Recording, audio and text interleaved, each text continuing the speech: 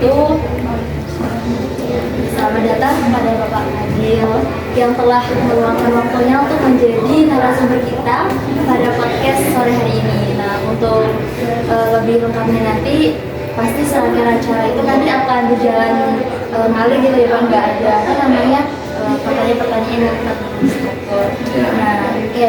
Sebelumnya kita tuh dihadirkan dari narasumber kita yang habis ya, tentu karena memang bukan asli dari Salatiga, jadi perjalanannya panjang banget dari pulau seberang. Nah, oke. Jadi pada topik sore hari ini kita tuh akan membahas tentang transformasi diri dari impian menuju kenyataan. Karena kan ada pepatah tuh, impian itu jangan hanya digantung dalam jendela, tapi bisa disampai setinggi langit. Nah, untuk kepada rekan saya mungkin bisa untuk bertanya-tanya nih tentang gimana sih, siapa sih sosok Pak Fadil itu, kenapa kok bisa sehebat ini. Nah, itu pasti banyak yang motivasi-motivasi yang bisa dirasakan. Baik, kalau Pak Fadil mungkin bisa diceritakan bagaimana awal ketertarikan dengan bidang psikologi. Awal ketertarikan dunia psikologi. Sebenarnya awal ketertarikan saya di dunia psikologi lulus, ini kan baru-baru lulus. Saya daftarnya tidak pernah terbesit itu terkait psikologi. Nggak ada jurusan psikologi di dalam pikiran saya. Yang ada itu jurusan teknik perkapalan, perikanan, pertanian, jurusan-jurusan yang notabene ya teknik dan yang berbasis ya ilmu alam lah. Karena pada dasarnya saya belum kenal psikologi, saya tidak tahu psikologi itu apa. Nah, saya mulai kenal psikologi ketika teman-teman saya itu sudah mulai mendaftar tentara, polisi. Di situ kan mereka ada psikotes. Nah, ketika mereka psikotes, saya bertanya, untuk psikotes ini orang apa yang uji? Hanya orang-orang psikologi, orang-orang psikolog. Dari situ saya tahu bahwa sepertinya saya mau masuk dalam dunia psikologi, karena alurnya pun sebelumnya saya itu tidak mau kuliah juga. Saya mau masuk di bidang militer, pokoknya saya tidak mau kuliah, maunya langsung ke jadi saya cuma mau masuk ke tentara atau polisi. Tapi ternyata itulah kalau kita kaitkan dengan teori bahwa ideal self sama real self itu beda gitu. Ada hal yang menjadi berbeda, jadi saya memutuskan untuk kayaknya saya ambil psikologi dulu deh. Barangkali setelah lulus psikologi saya bisa melanjutkan pendidikan di bagian militer lagi, supaya seperti itu.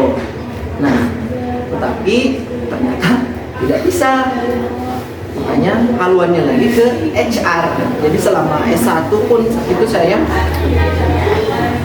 sempat peminatannya di bagian HRD. Iya, di perusahaan. Jadi setiap peminatan saya waktu S1 pasti HRD. Karena memang motivasi saya lulus S1 saya mau kuliah HRD.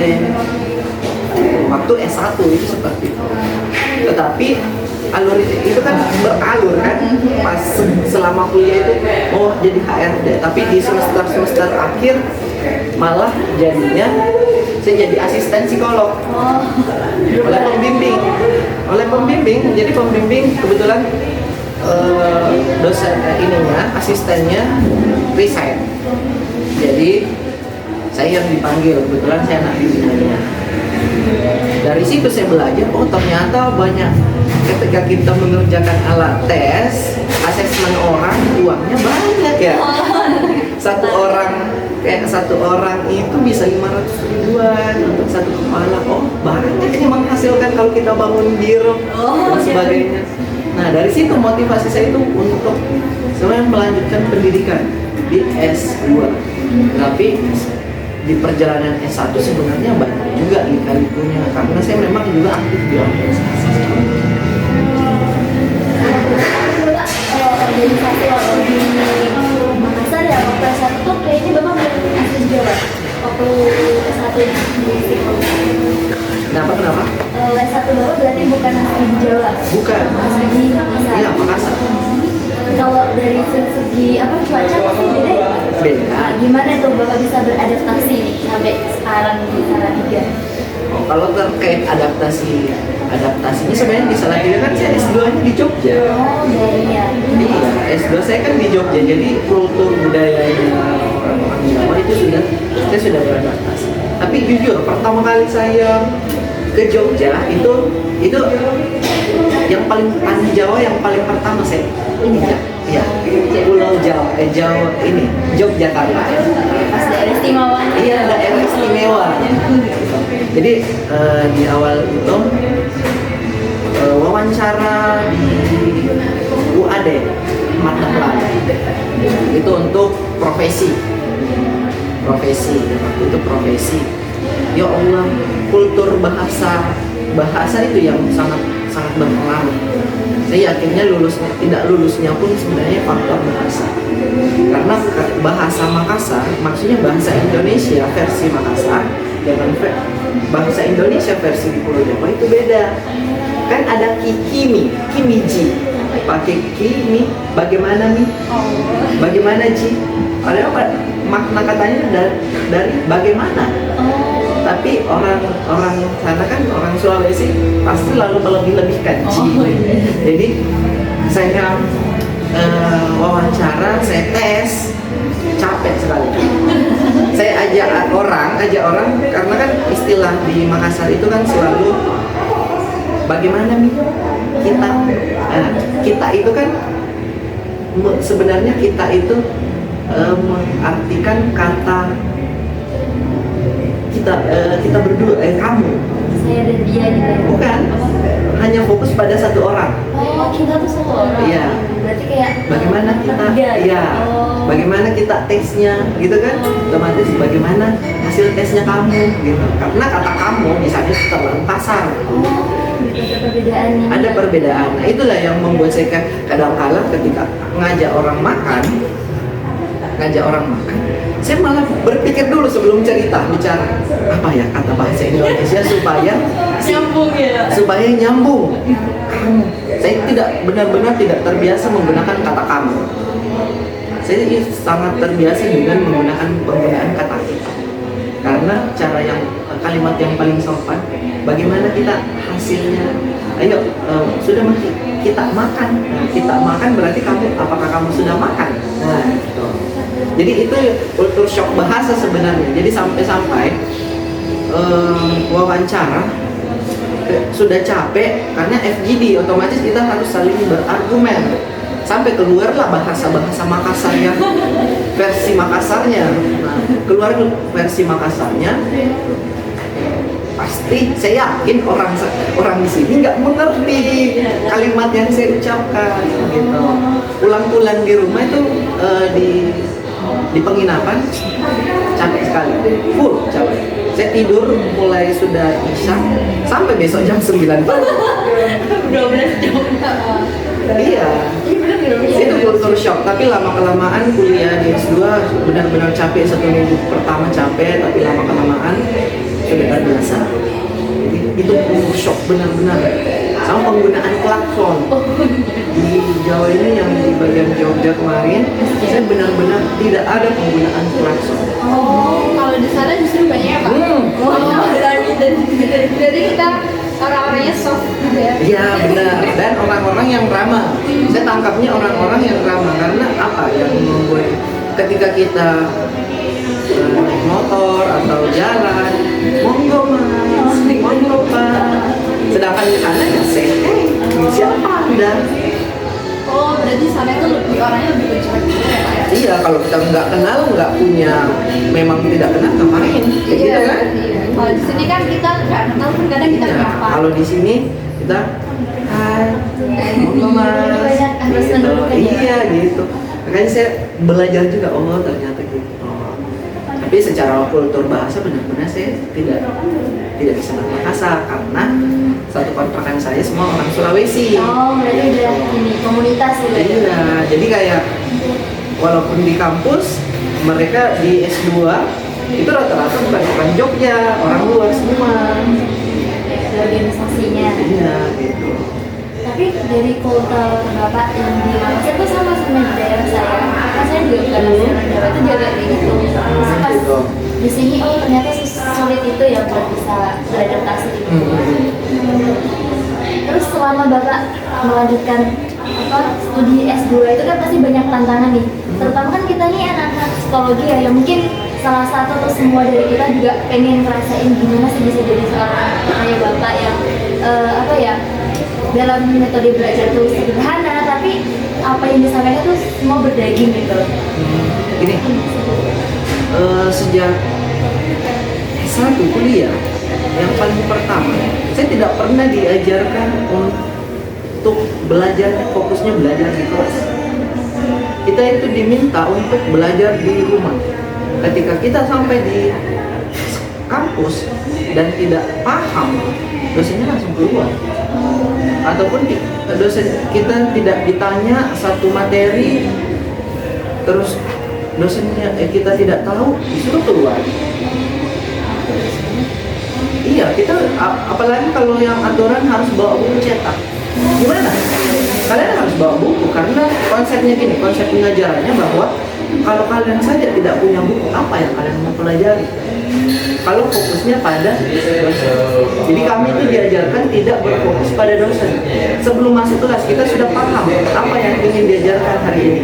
Jadi kita sisa bertanya, seumpamanya ada konsep yang kita memang merasa bingung, ambigu, besok kita itu bertanya ke arah sana. Makanya kita nggak terlalu merhatiin, kita lebih fokus pada apa yang ingin kita pelajari. Yang semalam kita bingungnya apa, itu yang kita tanyakan. Jadi konsepnya seperti itu. Metode pembelajarannya sehingga sejak itu saya tuh banyak setiap masuk kelas harus belajar dulu, karena kalau tidak dua hal, kita dikeluarkan atau memang terlambat masuk. Oh, pantesan ya sekarang memang menerapkan hal itu ya. Iya. Kayak agak shock semua mahasiswanya. Nah, jadi konsepnya seperti itu. Oh gitu, asal muasal. Jadi kita nggak boleh seuzon dulu ya kalau belum tahu asli dari ceritanya tuh gimana. Ya, salah satunya sih. Oh gitu sih. Jadi konsepnya Berarti kalau misal di kelas nggak merhatiin Bapak nggak apa-apa berarti karena metode belajar waktu Bapak gitu. Kalau ada mahasiswa yang nggak fokus ke Bapak nih, kayak ngobrol sendiri, nah itu tanggapan Bapak sebagai dosen gimana? Nah, kalau saya metodenya yang seperti itu, selama memang mereka paham tidak masalah, karena bisa jadi mereka memang pelajari. Bisa jadi dia itu pelajari di rumah, jadi di kampus itu ya hahaha aja. Dia sudah paham konsep yang dijelaskan, udah paham. Tapi betapa mirisnya ketika fokus pengetahuannya mahasiswa hanya berfokus pada apa yang disampaikan oleh dosen. Kalian tidak bakalan mampu untuk kritis, kalian tidak bakalan mampu untuk bertanya karena apa, kalian secara konsep pun tidak mengerti. Tapi kalau dari awal teman-teman bisa mengerti, pasti ketika ada yang agak nyeleneh yang disampaikan oleh dosen, pasti itu bisa diperdebatkan dan itu bisa didiskusikan. Tetapi kalau tidak, kalian hanya fokusnya pada informasi hari ini, kita fokusnya kepada dosen. Informasi apa yang diberikan, itu juga yang kita pelajari. Nah, selesai kan? Selesai mas. Modelnya seperti itu. Harus tetap kita mendengarkan dosen, tapi kita juga harus punya akal ya buat biar bisa menyamakan. Oh, ternyata yang ditanyakan mahasiswa itu dosen itu ternyata mahasiswa juga lebih banyak bahan bacaannya. Iya, benar. Harusnya seperti itu ya. Harusnya seperti itu. Ini buat kedepannya harus lebih lebih peduli tentang literasi, kayak cuma mengandalkan yang Karena pada dasarnya sebenarnya yang diberikan itu 20%. Satu bab 2 jam bisa nggak? Logikanya, kita main logika aja, 2 jam, 2 SKS. Terus itu satu bab. Bisa nggak kalian paham selama 2 jam itu semua? Enggak kan? Enggak, ada yang bisa, ada yang enggak. Iya. Ini tergantung individu pemahamannya. besok bisa lupa lagi. Oh iya. Padahal konsep metode saya itu sebenarnya bukan ke arah yang kalian harus lupa, makanya sebenarnya ada kuis-kuisnya, biasanya mahasiswa diberikan kuis kalau pembelajaran supaya mereka itu bukan menghafal tapi memahami konsep. Metode tuh Keren banget ya ternyata buat metode belajarnya tuh membangkitkan semangat kita membaca, bukan hanya mendengarkan. Terus Kak, ini kan perjalanan Bapak panjang banget ya dari S1 ke Makassar, terus terbang nih Jogja. ke Jogja, terus dari Jogja bisa sampai ke Salatiga. Ini gimana nih Pak ceritanya? Kayaknya ini hal-hal yang sangat menarik nih, dan bisa menjadi dosen di Salatiga. Nah itu mungkin yang banyak. dari Jogja dari Makassar, Jogja, Salatiga. Padahal kan beda ya lebih rame di Ya, Jogja. frekuensi alam Oh mungkin gitu. ya. Iya, iya. Mungkin alam yang Mengantarkan ya. mendatangkan Oh, untuk kalian. Oh, aduh. Iya, jadi sebenarnya alurnya saya itu bisa ada di Salatiga karena kebetulan kemarin saya punya kenalan di sini. Saya ada kenalan, maksudnya kenalan mahasiswa angkatan 18 psikologi 18 psikologi itu masih IAIN. Saya udah, karena itu kenalnya kemarin sama mahasiswa ini di apa lagi namanya organisasi yang seluruh Indonesia. Oh, iya, MPI. Iya, ya, wilayah 3. Nah, dia wilayah 3. Kalau saya kemarin di wilayah 6. Sama-sama di bagian hubungan masyarakat. Hubungan masyarakat. Jadi kita banyak diskusi terkait konseling karena kan waktu itu COVID. Jadi kayak metode konseling. Dan dia juga banyak maksudnya dia itu juga mahasiswi yang cukup aktif di kampus ini, kampus UIN. Saya juga di waktu itu saya juga malah banyak main kritik.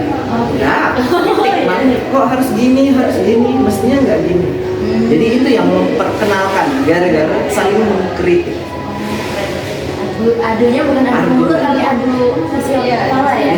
Jadi sebenarnya awalnya dari situ. Terus saya masuk ke S2, lanjut S2, saya cari ini apalagi validator untuk tesis saya.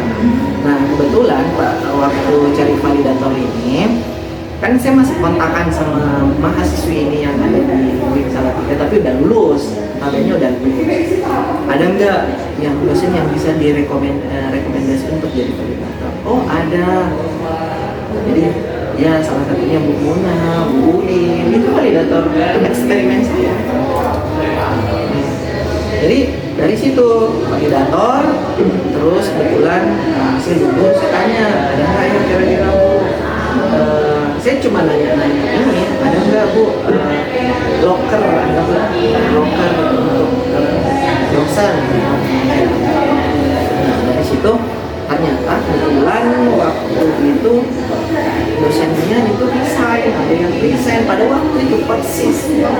Saya pun dia iya benar, saya makan tadi katakan apa alam ya. Iya. Hamin 1 saya tuh datang ke sini. Hari ini ketemu masuk ke kampus ambil bukan kertas ini kontrak mengajar, besok saya harus mengajar. Keren sekali ya. Emang hebat tuh akan menggunakan Langsung mengajar, besoknya langsung mengajar. Aduh saya bingungnya, harus gimana ini, harus gimana konsepnya. Tapi yang saya paham itu waktu saya jadi asisten psikolog memang saya udah terbiasa dengan penilaian mahasiswa, cara memberikan penilaian mahasiswa, aturan-aturan di kelas. Biasanya di pertemuan awal pasti saya yang biasanya yang masuk di awal pertemuan kontrak kuliah. Jadi sebenarnya konsepnya sudah sedikit paham. Jadi tuh Pak, motivasi Bapak nih buat mengajar Motivasinya tantangan mengajarnya sebenarnya kalau motivasi. Oh, tantangannya dulu lah. Saya boleh, banyak tantangan boleh. Iya. kalau tantangannya sebenarnya, kalau tantangan pengajarannya itu apa ya, yang lebih spesifik pada dunia, bukan mahasiswanya dulu, tapi bagaimana sekarang dunia digital sudah sangat masif, sudah sangat benar-benar canggih, sampai semua tugas bisa dikerjakan oleh AI. Wah, bahaya nih. Nah, benar itu konsep saya itu loh yang saya jadi, karena saya merasa bahwa AI itu dua mata pisau yang dimana bisa membantu dan bisa merusak. Dimana dia bisa membantu ketika kita paham konsep, belajar dari buku, terus kita belajar lagi dari AI bagaimana menyederhanakan pemahamannya kita, itu bisa sangat terbantu. Tetapi mirisnya ketika kita benar-benar tidak belajar, tidak benar-benar mempelajari konsep yang ingin diajarkan, terus hanya berfokus pada AI, semuanya copy paste AI, terus masuk PPT, tidak ada yang jadi. Sampai pertanyaan temannya bertanya, cara carinya dari AI, jawabannya dari AI. Dan saya bisa paham bahwa ini yang menjadi tantangan, sehingga setelah saya membuat RPS, itulah tantangan saya, bagaimana caranya mahasiswa ini tidak berfokus pada AI ini disulitkan. Itu yang saya memang ingin mempersulit mahasiswa supaya tidak berfokus pada AI. Benar-benar keluar apa yang dipikirkan, karena saya menganalogikan mahasiswa itu bagaikan pasta gigi. Kalau dia tidak ditekan, dia tidak bakal keluar. Padahal sebenarnya mahasiswa itu bagaikan mutiara, mereka itu semua punya potensi. Saya menganggap bahwa teman-teman itu semuanya punya potensi, tetapi apakah potensinya teman-teman itu bisa dikeluarkan atau tidak? Dan itulah yang menjadi tantangan saya, dan ketika keberhasilan saya itu ketika teman-teman bisa mengeluarkan potensi terbaik dari diri. Terus flashback ke zaman kuliahnya Pak Fadil nih, itu kan pasti sangat berbeda kan? Gimana Bapak bisa mengaktualisasikan diri? Zamannya Pak Fadil sama zamannya kita tuh beda banget nih. Apalagi sekarang ada teknologi AI juga. Nah, itu seberapa besar pengaruhnya AI di zaman sekarang? Kalau pengaruh dibandingin dulu Pak? Kalau zamannya saya waktu S1, AI belum terlalu banyak digunakan.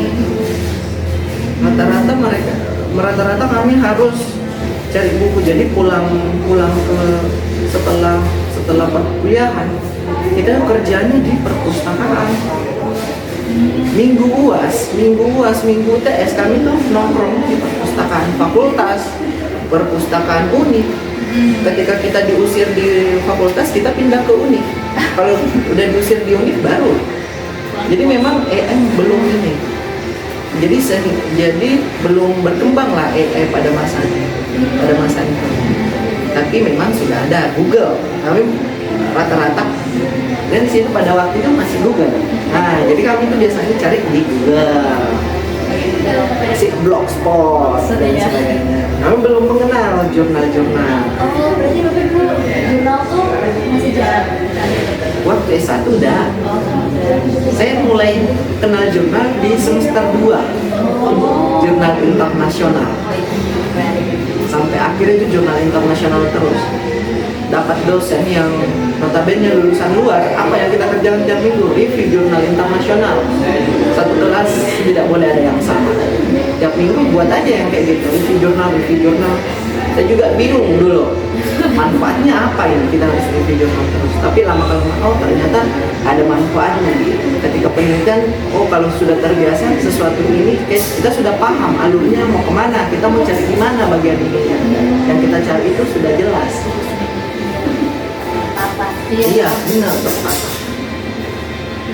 Nah, kemudian setelah Pak Fadil menyelesaikan pendidikan S2 di Yogyakarta, terus langkah selanjutnya Pak Fadil kan mendaftar sebagai dosen di Unsarga.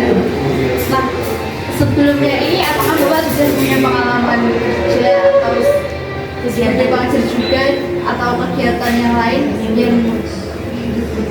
yang saya tekuni dulu di S1 di semester akhir cuma asisten psikolog. Asisten psikolog, makanya itu lebih ke bagaimana cara mengajar di situ saya banyak belajar dari situ.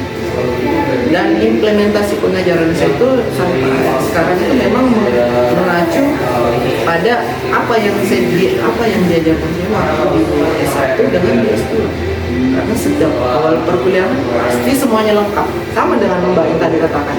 RPS sudah lengkap semua karena minggu paling pusingnya saya ketika minggu Hamin 10 hari sebelum perkuliahan saya sudah tahu harus mengajar apa. Itu minggu pusingnya saya untuk menyusun apa yang ingin saya ajarkan. Jadi konsep mengajar saya sebenarnya saya adaptasi modeling dari waktu saya mahasiswa S1 dengan S2 plus waktu saya menjadi asisten psikolog. Iya, berarti bisa dibilang mengajar di Wisata 3 ini juga pengalaman pertama. Benar. Wow. Oke. Nah, terus nih Pak, beralih dari Jogja ke Salatiga itu kan pasti ada perbedaan kampus yang sangat signifikan. Apalagi sebelumnya Bapak itu kuliahnya di kampus konvensional dan kemudian sekarang Bapak mengajar di kampus yang berbasis keagamaan. Bapak bisa menceritakan bagaimana adaptasi Bapak di lingkungan yang baru? Adaptasi dari yang biasa psikologi biasa terus psikologi Islam. Pada notabene psikologi Islam pada dasarnya kan psikologi itu sama aja sebenarnya. Tapi karena dia notabene Islam, bagaimana kajian keislaman itu bisa dikaji dalam pembelajaran. Tapi secara konteks teori itu kan sama aja. Dia tahu. Tapi memang yang pertama-tama juga saya kaget awal-awal dia langsung ngajar psikologi profetik, psikologi kenabian. Itu benar-benar satu mata kuliah yang mengharuskan saya belajar 3 hari sebelum perkuliahan. Kalau teman-teman biasanya yang cemas, saya yang cemas 3 hari sebelum kuliah. Kita belum belajar itu ya? Semester 5. Iya, Semester 5. Bapak masih di sini kan? Saya belum tahu. Kalau untuk semester depan saya belum tahu apakah masih di sini. Nanti dapat informasi kalau Bapak mau melanjut ke wilayah di Jakarta. Iya. Jadi belum tahu mau untuk semester depan saya belum tahu menentukan apakah saya masih ada di sini atau sudah beralih lagi. Berarti selama di Salatiga tuh dimulai dari tahun berapa Pak? 2024. Baru kemarin. Baru kemarin ini. Iya. Aku tuh kan ini lulusnya wisuda S2 itu bulan berapa itu? 9. Bulan September waktu PBLT itu ya Pak? Nah, pas bulan September itu juga saya dipanggil. langsung banget berarti fresh graduate. Iya. Berarti belum ada 1 tahun udah mau meninggalkan Salatiga lagi. Iya. Jadi konsepnya sih kemarin di bulan 9 masuk, awalnya masuk itu kan sih bulan 9 wisudanya lulus, wisuda langsung masuk ngajar besoknya kayak ya. Jadi jalannya itu lurus-lurus aja tapi ya tantangannya pasti banyak. Dan saya juga jujur aja banyak belajar dari teman-teman. Banyak hal yang saya pelajari. Untuk karena kan Bapak notabene menjadi dosen ya bukan praktisi psikolog nih, benar, pasti benar. ada orientasi dalam pembelajaran nih yang ideal tuh menurut Bapak gimana kan banyak nih ya bukan apa ya membeda-bedakan bagaimana tenaga pendidik itu dalam cara penyampaiannya, cuman kan pasti setiap dosen tuh punya karakternya masing-masing. Nah kalau menurut pandangan Bapak nih yang secara general tuh harusnya tuh seperti apa? Apalagi di era yang saat ini kan serba teknologi ya.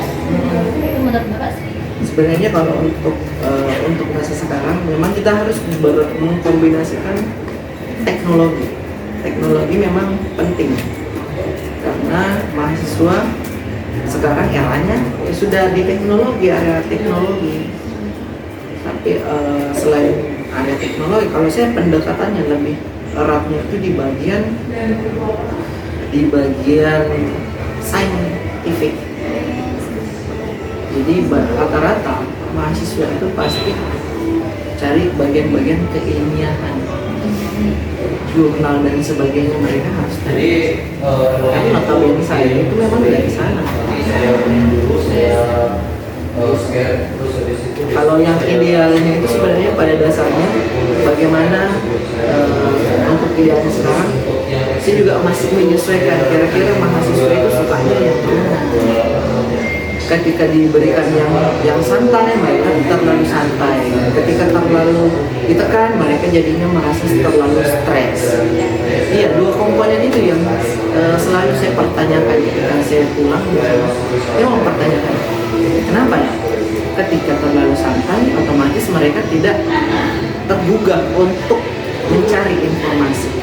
Tetapi ketika terlalu keras, mereka akan merasa stres.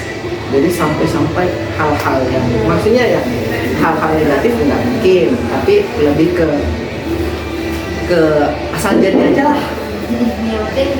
Yang penting udah formalitas selesai. Formalitas. Ya. Makanya itu juga saya katakan bahwa jadi tantangan bahwa kalau yang biasanya santai nyantai terus masuk di kelas yang saya akuin bahwa kalian akan welcome to the jungle. Iya sih. Mungkin juga karena ini ya Pak, apa ya, semakin berkembangnya zaman, terus juga generasinya dari milenial terus ke Gen Z. Ini kan berubah ya. Gen Z kan dikenal sebagai orang-orang yang notabene strawberry ya. Ketika diberi tekanan, mereka tuh akan berontak dan merasa kalau itu tuh sebagai tantangan hidup, kayak apa sih semuanya kok kayak gini. Nah biasanya tuh kayak, nah menurut Bapak nih gimana nih caranya biar Gen Z itu bisa semangat gitu kan? Kalau misal disamakan dengan yang di zaman dulu kan nggak bisa ya.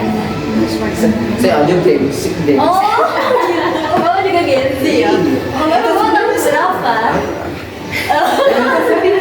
Lihat di bawah ini. Link di bawah ini ya.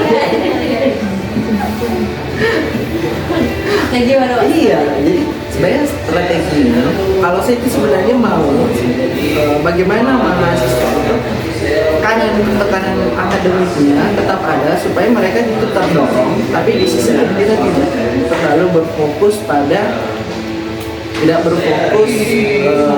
pada pembelajaran yang di kelas. Saya jujur saja, saya maunya sebenarnya mengonsep mungkin semester selanjutnya pun kalau saya masih lanjut itu konsep pembelajaran yang bagaimana tidak berfokus pada kelas, bahwa kita harus belajar di kelas. Sedangkan mereka semuanya ingin belajar secara happiness kan, tugas. Mereka itu lebih suka praktikal. Tugasnya kurangin, terus lebih banyak praktikal, lebih banyak orientasinya di lapangan. Kita belajar teori, belajar teori, terus belajar praktik langsung juga, bagaimana penerapannya. Dan bagaimana kita juga tidak menutup mata pada dunia digital yang semakin pesat sekali, semakin canggih. Jadi kita tidak bisa menutup mata juga. Jadi kita harus bekerja sama untuk mengkolaborasi. Pada dasarnya seperti itu. Tidak menekan mahasiswa seperti pada masa dulu. Dulu serba ya itu ya, ya bukan membeda-bedakan zaman dulu atau zaman sekarang.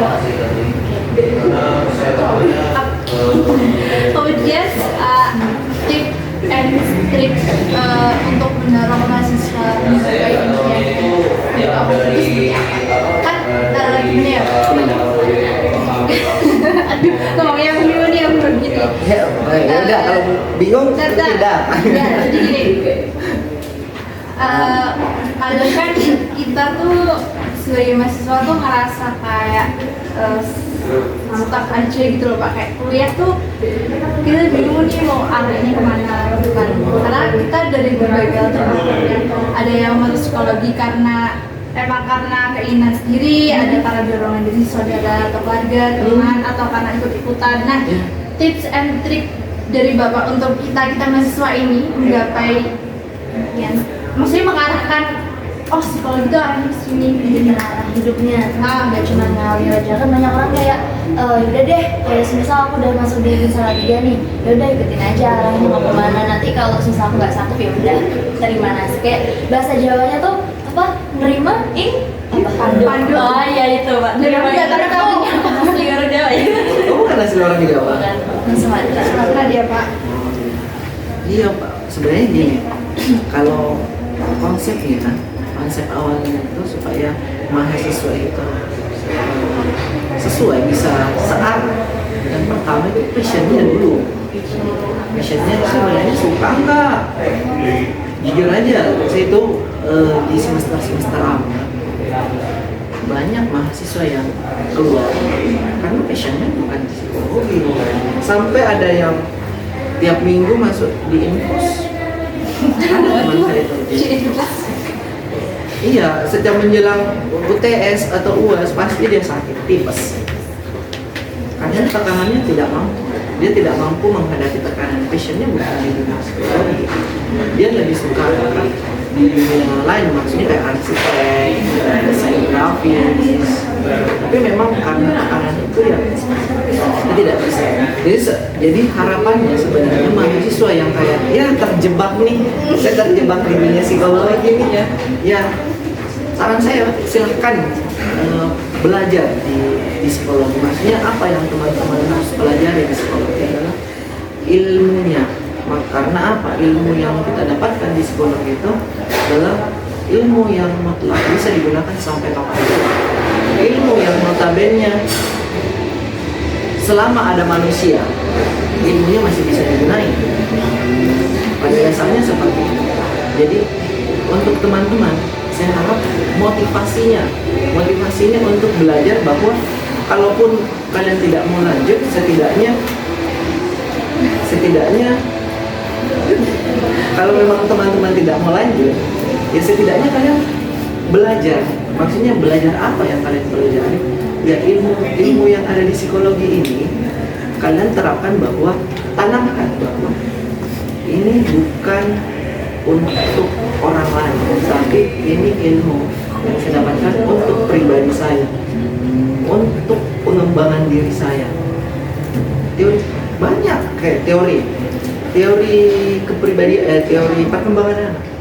Kalian perempuan kayak mahasiswi, kalian malah akan belajar terkait bagaimana cara menjadi anak yang benar, yang baik, pola asuh yang bagaimana yang baik. Apakah kalian harus otoriter atau permisif? Demokratis ya. Ilmu psikologi itu tidak hanya menekan pada bahwa kalian harus kuliah. Ya, kalian bisa gunakan di luar. Kalau kalian suka entrepreneur, kalian belajar KWI. Pada akhirnya pun kalian bisa berkembang ke arah bisnis. Jadi konsepnya seperti itu. Jadi kayak kita tuh belajar pasti ada gunanya. Dan teman-teman belajar pasti ada manfaatnya. Tetapi selalu ada manfaat di balik itu. Walaupun kalian bilang, saya nggak mau lanjut Pak, saya udah kalau lulus ini udah saya mau langsung kerja aja. Tapi teman-teman harus tahu ilmu yang kalian gunakan ini, yang kalian pelajari, yang kalian bayar, itu bisa berguna. Ya kan, kalian bayar. Realistis kan?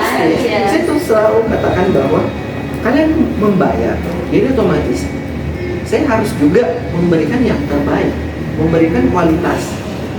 Pertama itu kualitas. Bagaimana kalian itu bisa berkembang? Karena kalau cuma tugas online terus silakan kerjakan, otomatis jadinya chat GPT. Dan itu yang saya.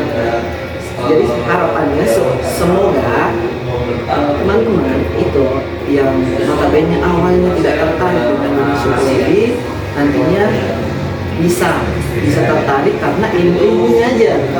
Fokusnya pada ilmu-ilmu apa saja yang dipelajari. Tidak semua ilmu tidak bisa gunakan. Tapi kalian kira-kira visionnya untuk kehidupan yang mana? Gitu. Ataupun kalau apa ya, materi-materi yang lain kayak penelitian itu sebenarnya materi yang notabene bagaimana membangun prospek berpikir.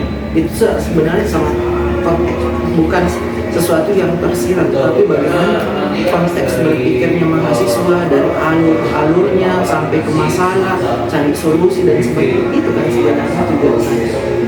Tujuannya problem solving. Karena tidak semua orang mampu menyelesaikan suatu permasalahan. Malah masalahnya dibesar-besarkan. Jadi selesaikan dulu. Makanya saya selalu konsepnya bahwa selesaikan dulu benang kusut yang ada di dalam diri sebelum menyelesaikan kusut yang ada di dalam. Keren banget ya kata-katanya. Kayaknya sebelum ke closing statement ya Pak, kayaknya dari tadi tuh saya belum mendengarkan kisah realistisnya Bapak gimana bisa dari pasti kan setiap orang punya ini ya lika-liku kehidupan. Nah itu yang bisa jadi inspirasi nih buat kita semua yang ya cerita Bapak nih di balik sosok Pak Fadil ini gimana gitu. Cerita pasti kan punya lika-likunya. Nah cerita itu bisa jadikan motivasi atau inspirasi buat kita semua gitu. Kayak enggak semua orang tuh mengandalkan oh dia seperti ini, dia seperti ini, ada orang dalam dan lain sebagainya. Itu kan pasti sekarang ini kan jadi permasalahan ya, kayak kesenjangan pikiran kayak oh dia tuh terkenal jadi dia bisa bersaing di mana aja, dia ada ini, dia ada itu kan kita harus menghilangkan stigma itu dan kita harus berpegang setiap orang itu punya rezekinya dan setiap orang tuh punya skill yang bisa mencapai tujuannya. Menurut Bapak kisah inspirasi seperti apa? Saya itu sejak satu juga selalu diajarkan bahwa kalian itu bagaikan produk. Di dalam kampus ini adalah pabrik. Kampusnya adalah pabrik, kalian ini adalah produk produksi. Kalau produksinya tidak berkualitas, maksudnya sama semua, kira-kira harganya mahal atau murah? Kan sama semua. Biasanya harga barang semakin banyak ini dijual kan murah. Tetapi coba barang ini cuma ada di sini, sisanya tidak ada. Jadi rebutan. Jadi peminatnya kan rebutan. Banyak. Makanya yang saya tekankan adalah bagaimana mahasiswa itu yang masuk di kelas saya memiliki kualitas supaya bisa bersaing. Karena kita tahu bahwa sekarang masif sekali banyak sistem dalam dan sebagainya, ya kan? Iya, jadi kita juga harus melek hal itu ya Pak. Benar-benar kita harus melek pada hal yang seperti itu. Jadi yang kita lakukan adalah bagaimana mengaktualisasikan diri kita, bagaimana supaya diri kita ini memiliki kualitas. Kita belajar di kampus itu tidak hanya belajar terkait perkuliahan, kita belajar terkait komunikasi, cara berkomunikasi, membangun hubungan, itu kan yang kita pelajari. Dalam organisasi kita bagaimana, kita kan ada juga yang organisasi, manajemen konflik dan sebagainya, itu yang kita pelajari. Jadi kalau teman-teman berfokusnya pada dunia perkuliahan kok, berfokus pada nilai, selesai. Saya tidak pernah mengatakan bahwa nilai itu tidak penting. Nilai itu penting, tetapi harus didukung bahwa apakah teman-teman itu memang memiliki kualitas untuk nilai itu. Pada dasarnya saya itu selalu menekankan bahwa si A itu, anggaplah si A sesuai dengan kualitasnya si A saya berikan. Saya tidak ingin menambah ataupun mengurangi, karena saya ingin menampilkan bahwa mendongkrak si A ini supaya menjadi orang yang berkualitas. Saya jujur saja bahwa saya tidak berekspektasi pada gaji seperti bilang, ya setidaknya gaji saya jalan. Tetapi saya lebih pada bagaimana sih supaya anak-anak mahasiswa ini bisa bersaing di dunia kerja. Kalaupun bukan di dunia kerja bersaingnya, ketika mereka lanjut, mereka sama. Mereka ketika ditanya terkait teori A, B, C, saya juga paham, saya juga pernah belajar itu. Bukan yang notabene dapat nilai tinggi, tapi ketika ditanya teori itu, nol besar. Dan itu yang tidak ingin saya buat. Hal yang paling pertama, dia univ mana?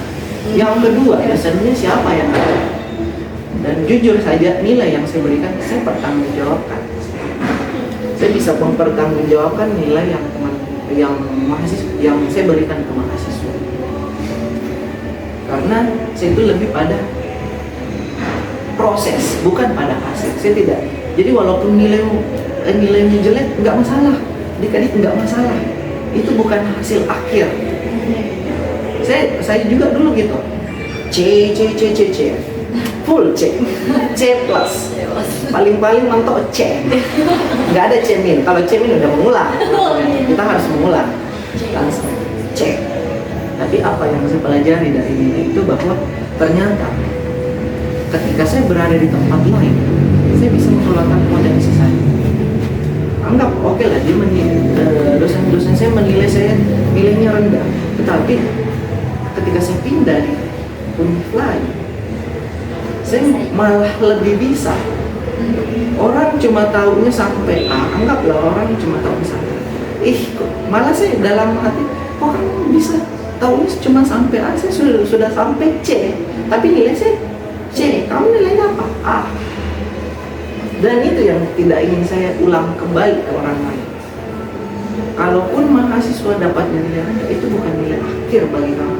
Nilai teman-teman itu adalah nilai yang dimana kalian masih bisa mengupgrade potensi.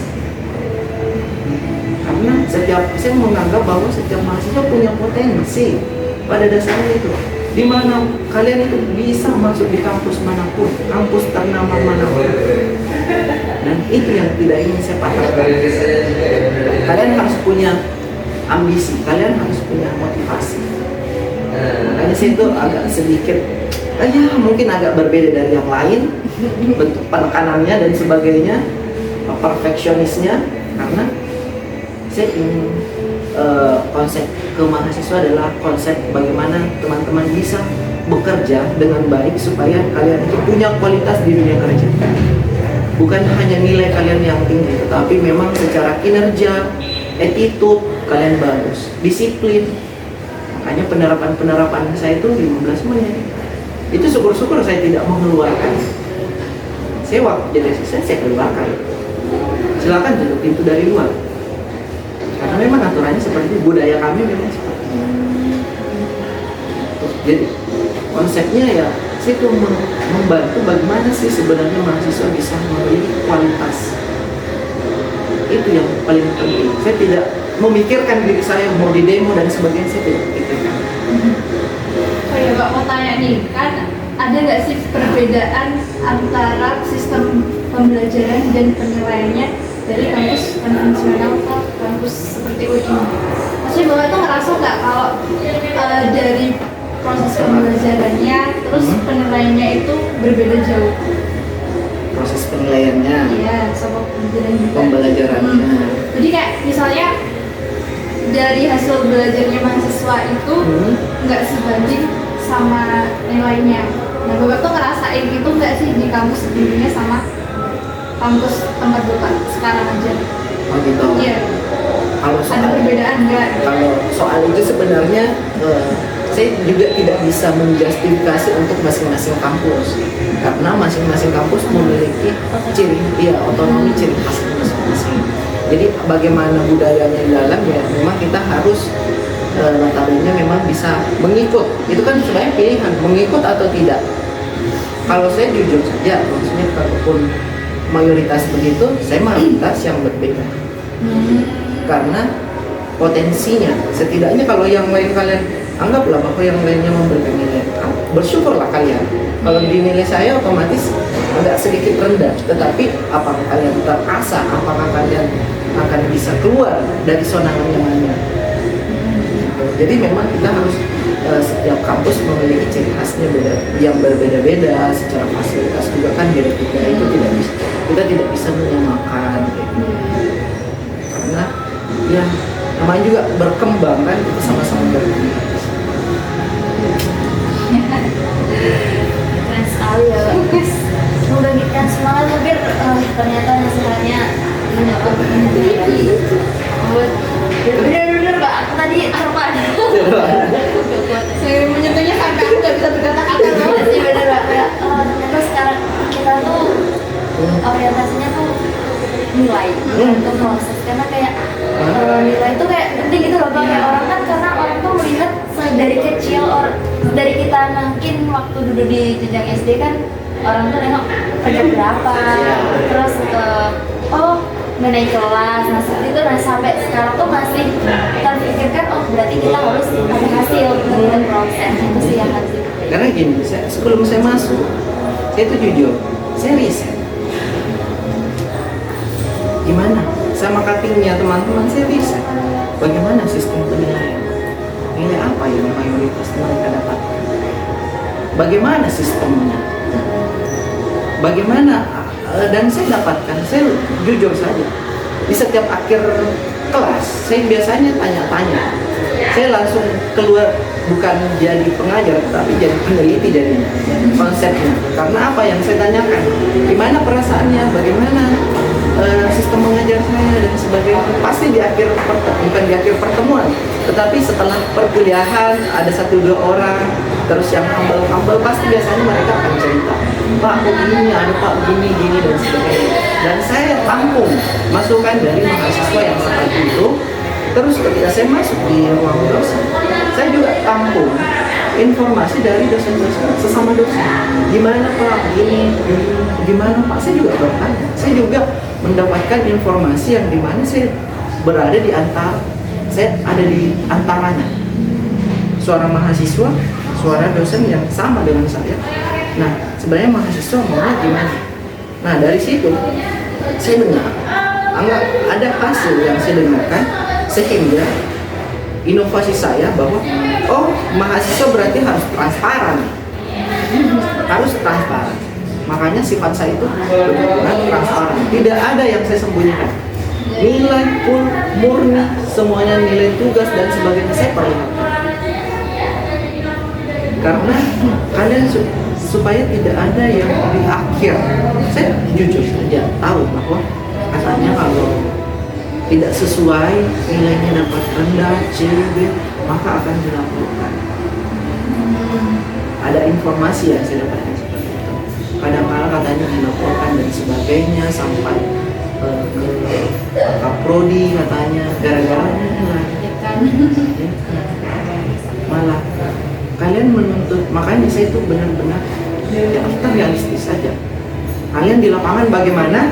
Kalau memang kalian memang benar-benar aktif dan saya memberikan nilai tuntut saya. Tetapi kalau tidak, nilainya kalian tiap hari gitu. Makanya saya itu benar-benar detail untuk penilaian dan sebagainya. Karena itu yang saya antisipasi. Datanya ada semua. Dan jangan lupa bahwa setelah mahasiswa yang saya ajar, pastinya kalau saya ketemu, gimana? Kok kamu kemarin nggak komplain? Satu jawaban.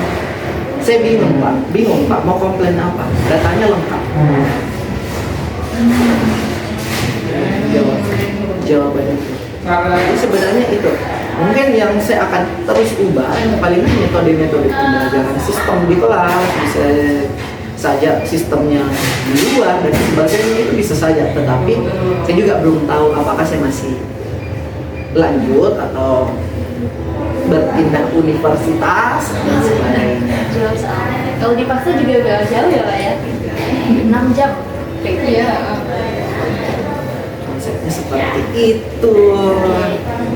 Jadi kalian tahu kan latar belakangnya? Iya. Tahu. Ternyata emang sebegitu banyak prosesnya bisa mencari seperti ini ya. Iya. Ya mungkin ini udah di sesi akhir kita ya Pak buat bertanya-tanya tentang siapa sih Kak Fadil, terus bagaimana bisa mengaktualisasikan dirinya sampai saat ini.